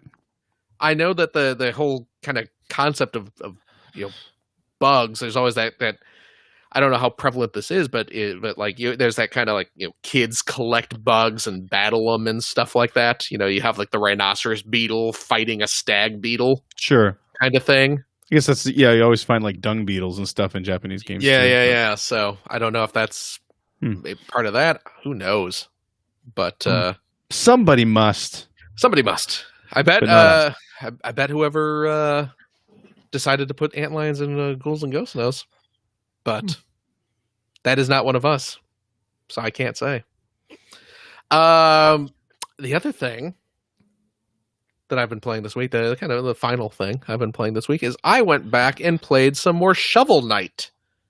Did you ever play Shovel Knight? All right. Yeah, Shovel Knight is an outstanding platform game. And I replayed it because they are having an inexplicable tie-in with fast food roast beef chain Arby's. All right. In the United States. Do you guys have Arby's up in Canada, Greg? I don't think so. Well, I mean, I can't speak for all of Canada. I'm sure there are. And I know we used to here, but we don't. I think we only ever had like one around here, and it's long gone. Okay. So yeah, Arby's fast food roast beef-ery has in their kids' meals currently Shovel Knight toys. And so Phil's eating a lot of Arby's now. Oh, I was always eating a lot of Arby's. Let's not. You're an Arby's fan? You know what? I don't eat a lot of Arby's, but I actually do like Arby's. I do like Arby's too. I do like Arby's. Yeah. Have you? By the way, Twitter recommendation: Nihilist Arby's. Great Twitter. It's absolutely. Oh my God. Yeah, I mean, come on. That is fantastic. Yeah. You know what's really funny? Most people I think know Arby's as a Simpsons joke these days. Because this Simpsons joke is probably 20 years old at this point. But in one of the newer ones, 30 years old, man. Yeah, there was some. I think it was when there's an episode where like a bunch of the kids got trapped on an island or something, and they were sitting around. I think it was Camp Krusty. Was that the Camp Krusty one? Oh, Camp Krusty. Maybe it was. because there's the Camp Krusty episode, and then there was like a Lord of the Flies episode. Do you remember that? Maybe that. I don't remember that, but that sounds awesome. I think it was that one. Yeah, it was like Ned Flanders in it? No, it was just the kids. Okay, because I was going to say, I remember the one where they were marooned with Ned Flanders. Well, that was like the like junior campers episode or something, right? Is that what it was? I honestly don't remember. It's been like 25 years. Yeah, but I forget the premise for the Lord of the Flies one, but I think they were like, they were on a bus with Otto or something. Like they were going on a field trip, and like somehow they ended up on a desert island, but Otto was not there, so it was just the kids trying to survive. And at one point, it was Sherry or Terry, one of the twins, because they were going around saying how hungry they were. And then one comes to Sherry or Terry, and she's just like, "I'm so hungry, I could eat at Arby's." And then all the other Lisa who said that. What? I thought it was Lisa. I don't know. It's something anyway. Let's get past it. But of course, all the other kids were like, "Oh no! Realizing the tragedy of their situation." I didn't seriously eat at Arby's a lot until I moved to Chicago. Dan Leahy loved Arby's. Oh, okay, yeah. Dan Leahy, editor-in-chief of Expert Gamer, and then Game Now. Yeah. He was managing editor of Expert Gamer when I started, and he was kind of given the job helping me find a place and all that. So we ate at Arby's. Nice. But it's funny because, so many people know Arby's as a Simpsons punchline, and everyone assumes that it's terrible because of that. But like Bill Oakley. It's not great. Bill, I mean, it's not, but it's not bad. It's not bad. But Bill Oakley, who was one of the main Simpsons showrunners back in the day, and he also now he does like a lot of like fast food reviews on like Instagram and stuff like that, and people hit him up all the time to making fun of Arby's, and he's just like, "No, I love Arby's. I was not working on The Simpsons when that joke was made. I would have never let that joke go on our show because I love Arby's so much." But yeah, for some reason, and kudos to the Shovel Knight people, how many indie video games are getting fast food kid meal tie-ins? Can't think of any. Right. But you can go get Shovel Knight toys. Probably Minecraft. Yeah, that's technically an indie game, isn't it? Well, I mean, Microsoft owns them now. But, yeah. It started as an indie game, though. Yeah, it absolutely started as an indie game, yes. Yeah. But yeah, if you go... Hades will be next. Oh, man, yeah. Go to KFC or Wendy's and get your Hades meal. Have that with Raisin Canes. Get your Hades meal. Raisin Canes? What was Raisin Canes? I don't think we have it up here. It's like a chicken fingers type. It's like a southern chain or something? Chicken tenders. Yeah. Sounds like it. Texas and Louisiana. Oh, okay. Yeah. I've never ever heard of them. All right. Well, anyway, they're good. Well, okay then. Do they have buffalo chicken or something? It's like a chicken tenders type thing. Yeah, they could do a Hades meal. Get your Hades meal where it's like super spicy or something. Yeah. But you go there and you get like a little Shovel Knight toy, but you also get a code, like a cheat code for your Shovel Knight game. And that's cool. You put in, and it's it's just a cheat code. You can go online and find it, which is what I did. But you start up a new game, you put in this cheat code, and then all of a sudden you're playing an Arby. There it is. For those watching the stream, Scoop Jessica declares Raising Canes is delicious. And it is. So there you go. But yeah, it Arbifies your Shovel Knight game, where it changes the names of all the characters. So Shovel Knight is now named Meat, because it replaces the word shovel with meat, but it also replaces the word knight with meat. Wow. Okay. Yeah. So like great. You're playing as meat, and there's shield meat and like king meat and plague meat and stuff like that. So, and then it changes like it. You can have a little like fairy that flies behind you that like kind of helps you out in your game, but it's like a little like roast beef and cheddar sandwich with wings. Okay. And like the power-ups are all like, you know, little roast beef sandwiches or little milkshakes. So it just reskins. It doesn't actually change the gameplay really at all. No, not at all. Not at all. Okay, It just that's fine. it's absolutely just reskinning stuff. But it's like, you know, at the end of the level, I think, don't you see like the princess is falling down and you have to jump up and catch her, I think. Mm-hmm. Like when you're dreaming at the campfire, but instead it's now a gigantic roast beef sandwich. Okay. So this is right up your alley, clearly. It's ridiculous. It is absolutely ridiculous and wonderful. Yeah. And I love video game fast food tie-in nonsense. I loved the Burger King garbage back in the day. Those when you had like great. Sneak King and that sort of thing. And Shovel Knight, of course, has the benefit of being an amazingly good game. Right. Uh-huh. Yeah. But now you're fighting giant Arby's cups and nonsense like that. So I hope they got paid a lot for that. I can't imagine them not getting paid to do all that. Yeah, like you actually like you have to go and you know, download an update. You know, the codes don't work unless you update your game. And apparently I guess the codes only work on the Steam version and the Switch version. Which presumably those are like kid-friendly platform. No. Well, probably I'm guessing those are probably just the two platforms where it's sold the most. Yeah, maybe. I'm guessing. Yeah. Okay.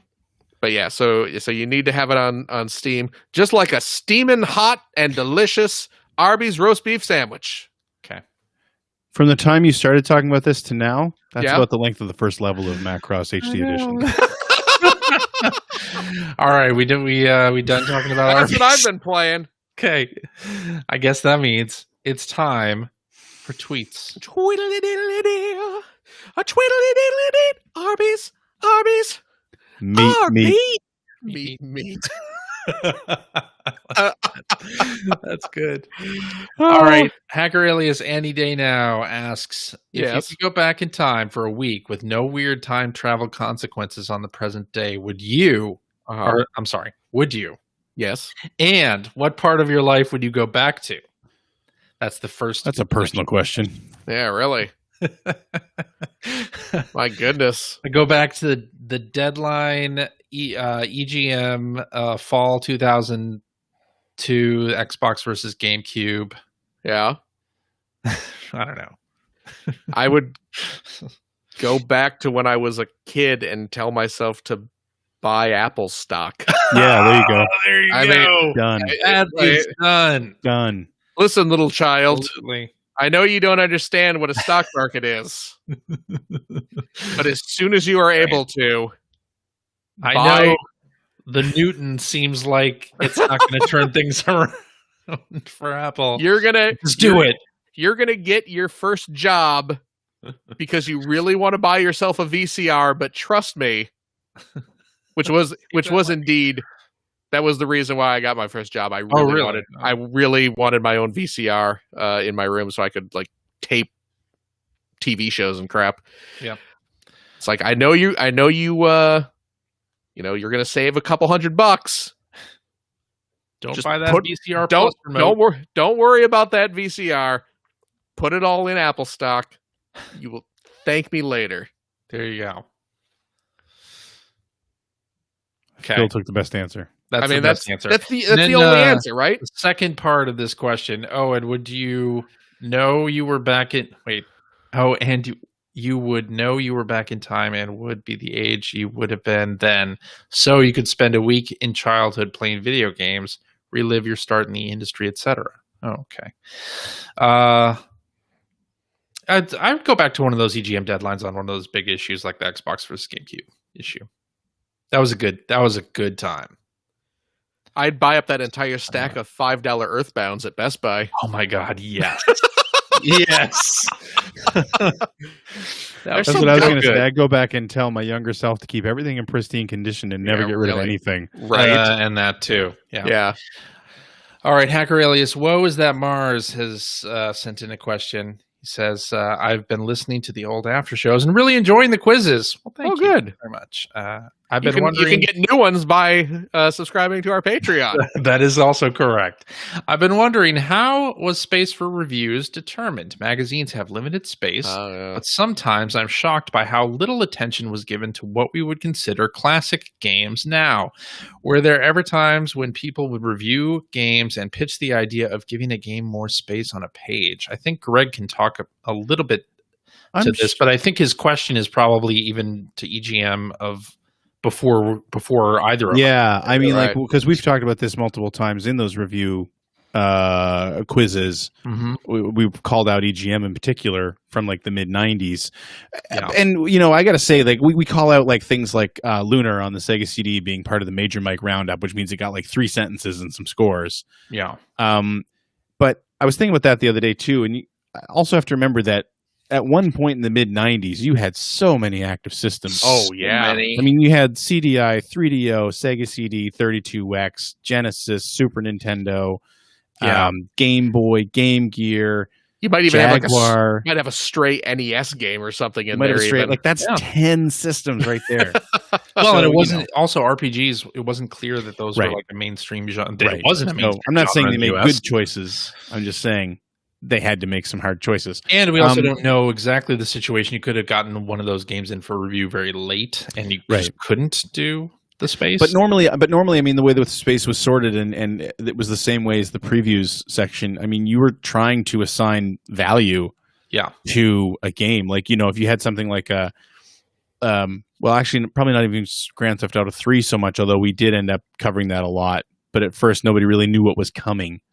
With Grand Theft Auto 3. So if you actually look back at the coverage starts kind of small and really builds on that game. Yeah. But like if you had, say, like Vice City or a Tony Hawk. Tony Hawk was going to be a big spread no matter what. Right. But then then you had space to fill, and if you had a bunch of sort of crappy licensed Game Boy Color games, those got a single reviewer, usually a freelancer, usually Ethan. You know, or say like there were times where there was a time. I think Rocket Robot on Wheels was originally supposed to be a mini review, and I was going to say you definitely could pitch for it. Yep. No, for sure that happened. And then you also had situations with, like, I'm thinking Need for Speed Hot Pursuit 2 is an example where that came out on all 3 consoles at the time, which was Xbox, PS2, and GameCube, and we gave the Xbox version the PS2 version of full review because the PS2 was the most popular system, and then the other 2 got minis. And I don't even think both of them got minis, but the other 2 got minis. So stuff like that too, right? Like if you had 3 games coming out on all 3 consoles, you either didn't cover all 3 of them, but we kind of tried to do that because we wanted to make sure that owners of each knew if there was a difference. Right. Yeah. Well, then you had stuff like, I think we were talking about this like in the past week or two, where EGM was like back in the 16-bit era, they didn't really like the Genesis, like the guys who were working at the magazine. Really liking it, and then they late Genesis, once the Super Nintendo was out, everyone on the staff was super high on SNES, and they were just like, the Genesis kind of sucks now, doesn't it? So you started seeing a lot fewer big Genesis reviews just because they cared more about the SNES. So that's true. But I mean, really what it comes down to, it wasn't a prediction of quality. Right. You didn't make something a big review because you thought it was going to be great. Right. It was all about what was going to sell. Of course, the answer that the internet wants is that it was all based on how much the game companies paid us. All joking aside, that's something that I know some of that did happen a little bit in other magazines that companies that weren't as healthy as Ziff Davis was when we were there. Right. But Ziff Davis worked really hard to separate us from. We did have to deal with advertisers based on reviews, but it was always after the fact. Right. Yeah. If somebody was pissed about a review, you'd be called in to defend what you've written. Yep. Oh yeah, But yeah. I had sure. to do that several times. Yeah, me too. I had to do that a couple times. There was myself, never ever you should bump this up a little bit because Capcom always buys the back cover. No. And Capcom as an example. I Earlier remember at least EGM, 2 though. times. Yeah. Earlier EGM that before definitely did occur. But I remember at least 2 times where there were ads pulled based on reviews that I'd written. Yeah. And I was never chewed out for it. Pre-94. I'm just going to say EGM. Yeah. I'm just going to say when I got stuck writing the cover story for EGM on Independence Day, it certainly wasn't because we were all excited about the quality of the Independence Day video game. Right. That's true. But boy, Ed Semrad sure had a lot of Independence Day hats and T-shirts and copies of the movie on VHS that he was carrying around the office that day as well. Well, that is true. A PR person came into the office with that stuff. If I recall correctly. Yeah. Yeah. And then suddenly I got stuck writing a cover story on that really funny how that works, right? Awful game. Yeah, it was weird. It was very weird. Yeah. From like 95 on, that didn't happen so much. By the time I got there, that wasn't a thing. No, absolutely not. No. And I don't think it ever was a thing again, to be honest.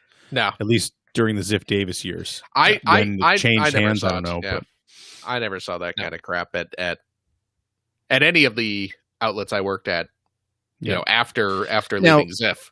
Talking about cover stories. Yeah. We absolutely were pitched cover stories. Yes. Oh yeah, of course. And there was an element of, you know, this is a big game for us, and we were like, but again, by the time I was there, I don't know what it was like before that. EGM was so big that we normally had options. Yeah. Mm-hmm. You know what I mean? Like it was us going to them saying we'd like to do this more than them coming to us saying cover this for us. Correct me if I'm wrong. But I seem to recall, and I don't remember specifics, but I seem to remember there were companies that would say stuff like, hey, we have a game coming out and we would love for you guys to do the cover story, like the exclusive reveal. But boy, it would be nice. But boy, it would be nice if when you reviewed the game in that issue, it got 8s and 9s. And I don't recall that. If that happened, it never trickled down to us. But I always heard that, you know, if any company did try and pull something like that, the people well above us would always shoot them down. It was always stopped before. I'm sure it got to like John Davison or Dan Shu or something. The editor-in-chief. Yeah. Right. Because that's who they would probably be talking to. But if the staff writers ever found out about it, it was after the fact. Oh, absolutely. Yeah. There was never pressure put on us to score something high. Right. But again, I do know it happened. You know, I had one very close friend who was a PR person who was shopping a cover around for a specific game. Mm-hmm. That, you know, part of it was we'd need a high review. Yeah. But even when she was saying it, she said, I'm only talking to you because I was in contact with a lot of those people because I was running the preview section. She said, I'm only telling you because this is what we've been asked to do. I know, I already know what the answer is. And I didn't even need to take that to Shu. You know, I just said, you know what the answer is no, we're not doing that. And I mean, then the next month, there was a magazine that had that game on the cover that had an ad for that game or from that company on every other page, and the game got like a 99. And it was not worth a 99. So, you know, but again, that was from a much smaller company where ad revenue was not that it wasn't important to us, but it went way more month to month. Right. For that magazine. Yeah. Mm-hmm. Yeah. So. Yeah, that was kind of the nice thing too, was that the PR people knew that, you know, Hayes, most of them did. Most of them, yeah. There's going to be one or two that would try. I really liked the PR people. I'm not going to name names, but that knew what they were showing you was shit. And they like, check this out. Like, we'll go down the bullet points. I don't know. I think lunch. Let's not worry about this one. Let's look at the Professional Underground League of Pain. I don't know, Lomax the Lemon. Lomax the Lemon. Now this game's a bit shite, but But I got to show it to you anyway. But let's check out Professional Underground League of Pain. Exactly. Look at the lighting effects on this one. That guy is great. Yeah, I still think the most fun I ever had in a meeting like that, though, was actually with people who did think they were showing us something amazing, and it was Todd Zuniga and I sitting in on a BMX XXX. Oh no! Demo, and the people from Acclaim being so proud of it. They had such high hopes proud of it, didn't they? Yeah. Yeah. And Todd and I just not being jerks, but just I don't think this is a good idea. Sorry, perhaps, I'm not feeling it. Perhaps we didn't show you the breasts in the game. What if we take you to Crazy Horse 2 right now? There you go. There it is. Yeah. All right. I think that's a good place to end the show. Right? Sure. Okay. Okay. And everything after that. All right. Outro time. Let's do it. Alrighty, and that is our show for this week. Thank you very much for listening. If you have a question for us, or whether you'd like to comment on something you heard, just direct that to @P1 Podcast on the Twitters. Or you can go to our internet website at player1podcast.com. There you'll find our contact information. You'll find blog entries about Sega CD stuff from Mr. Greg Seward. Yeah, I should start working on a new one soon. Yeah, you'll find Generation 16 episodes as they happen. Yeah, so I had a bit of a setback this week where the project file that I'm working on for the new episode is corrupt. So I lost on it. So I had to start a new one. Damn. But we're still not that far away. I think we'll still be okay. But yeah, that sort of slowed things down a little. Okay. Well, you will also find show notes and links to everything that we talked about during this episode, and a link to our Discord server where you can discuss this episode with us and our other listeners. Before I go into my outro bit, I gotta hit Greg to something. Gotta stop downloading all the torrents. Yeah. Yes. So, Greg, I just saw on Twitter's here. Someone a tweet about what's a retro game you enjoyed, Hacker Alias JCast6502 tweeted out what's a have you quite enjoyed that you are sure no one else has ever played. And Chris Kohler, who we all know, responded to that with a picture of the title screen for The Dallas Quest. Yeah, well, he's wrong. And I know for a fact he is not the only one who has ever played The Dallas Quest. And I might be the only one who's ever streamed a full playthrough of it. Yeah, so I think we need to... that game is batshit crazy. That's ridiculous. I have no idea. Tobacco smoking monkey. Just like on TV. Just like on TV. Why my internet connection is unstable. But it is. Am I glitching? No, you're you guys. I mean, yes, you are, but continue on. Okay. If you would like to subscribe to the Player One Podcast, you can do so by visiting player1podcast.com or by loading up your favorite podcast listening device. We're also we're on Spotify, on Facebook. You can watch video our show on the youtube.com/P1 Podcast. You can also watch us live most weeks on just about everything now, right? Everything, yeah. YouTube, Facebook, Twitter, Facebook, Twitch. We're on all platforms most weeks. Follow our Twitter account @P1 Podcast to find out when we are doing our next live show. Typically, friends, 5:30 specific time. So please join us for that. Really, I'm getting all like Max Headroomy here, according to our comment. Yeah. I have no idea. I wonder if I don't know what's going on. I don't know, but keep going. Okay, geez. Keep going, Max. Max. Goodness. Anyway, if you'd like, could you head over to patreon.com, throw a few shekels our way. Maybe I can pay for better internet. Because apparently I need it. Yeah. Apparently I need it. Hopefully the new place where I end up will have better internet. We'll see what happens. If you have if you're a Patreon subscriber of the $5 tier, cheap. There it is. You will, of course, gain access to those aforementioned after shows where we play games, we crack wise, doing all the things we can't do on the regular show. We have a game this week, CJ. Oh, we're finishing up our game from last week, right? That's right. Yeah, finishing up. We have our big two-parter Jeopardy game from Mr. Nelson. That's right. And if I remember correctly, we were not doing well. No, it was going poorly. So please tune in, watch us humiliate ourselves more than we already have. Yeah. And that's saying something. And that's yes. a lot. If you have a couple bucks left over, head over to generation-16.com where you will find a Patreon link to help support Greg Suit's outstanding, and it is outstanding web series about North America's Genesis. Right, and if you are a patron of the $5 plus persuasion, you also get access to... Thank you. Sorry. I couldn't tell if you're going to do it or not because you're all maxed headroomy. You get access to a weekly video log called the Weekly Commute, where I talk about the status of the current episode, go through some of the stuff I use for research, do some book reviews, talk about the game room, talk about stuff I've been playing, all kinds of fun stuff, as well as all the extra videos I'm working on. So please check it out. And again, that's $5 per episode, not per month. Awesome.